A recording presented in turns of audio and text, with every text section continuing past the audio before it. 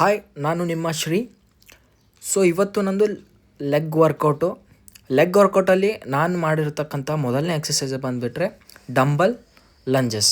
ಈ dumbbell lunges ಮಾಡೋದ್ರಿಂದ ನಮ್ಮ ಬಾಡಿನೂ ಫುಲ್ ಬಾಡಿ ವರ್ಕೌಟ್ ಆಗುತ್ತೆ. ಬ್ಯಾಲೆನ್ಸು, ಮೊಬಿಲಿಟಿ, ಸ್ಟೆಬಿಲಿಟಿ ಮತ್ತು ನಿಮ್ಮಲ್ಲಿರ್ತಕ್ಕಂಥ ಸ್ಟ್ಯಾಮಿನಾ ಎಲ್ಲ ಈ ಒಂದು ಎಕ್ಸಸೈಸಲ್ಲೇ ಗೊತ್ತಾಗ್ಬಿಡುತ್ತೆ. ಇದು ನಾನು 10 to 15 ರೆಪಿಟೇಷನ್ ಅಂದರೆ 10 to 15 ಸ್ಟೆಪ್ಸು 3 ಸೆಟ್ಟಿಂದು ಮಾಡಿರ್ತೀನಿ ನೋಡಿ.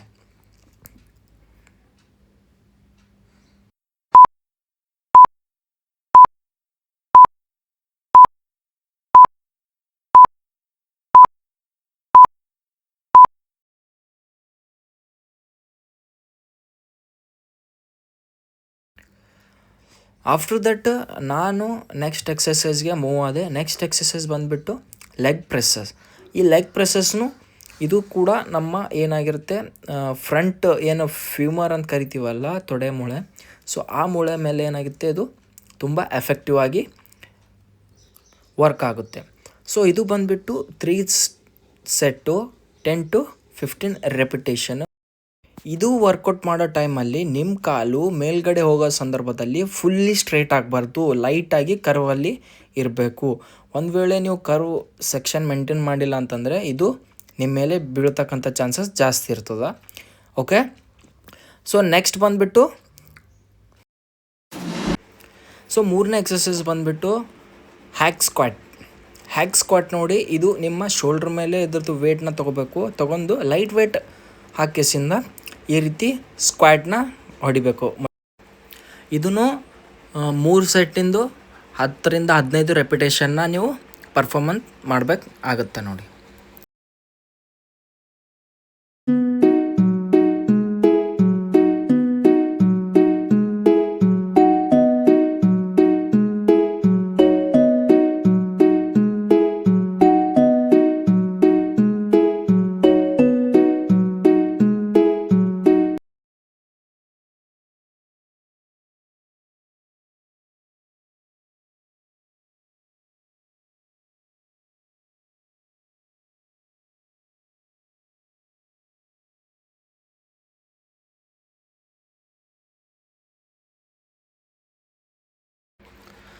ನೆಕ್ಸ್ಟ್ ಎಕ್ಸಸೈಸ್ ಬಂದುಬಿಟ್ಟು ಲೆಗ್ ಕರ್ಲ್ಸ್. ಈ ಲೆಗ್ ಕರ್ಲ್ಸು ಕೂಡ ಲೈಟಾಗಿ ವೇಟ್ ಹಾಕೋಬೋದು, ಅಥವಾ ನಿಮ್ಗೆ ಎಷ್ಟು ಎತ್ತೋಕ್ಕಾಗುತ್ತೋ ಅಷ್ಟು ವೇಟ್ ಹಾಕಿಸಿಂದ ಇದು 3 ಸೆಟ್ಟಿಂದು 10 to 15 ರೆಪಿಟೇಷನ್ನ ನೀವು ಪರ್ಫಾರ್ಮ್ ಮಾಡಬೇಕಾಗುತ್ತೆ ನೋಡಿ. ಓಕೆ, ಇದು ಹೊಡಿಬೇಕಾದಂಥ ಸಂದರ್ಭದಲ್ಲಿ ನಿಮ್ಮ ಪೊಸಿಷನ್ನು, ಫಾರ್ಮೇಷನ್ನು ಎಲ್ಲ ಸ್ಲೋ ಮತ್ತು ಕರೆಕ್ಟ್ ಪೊಸಿಷನಲ್ಲಿ ಇರಬೇಕಾಗುತ್ತೆ ನೋಡಿ. ಓಕೆ,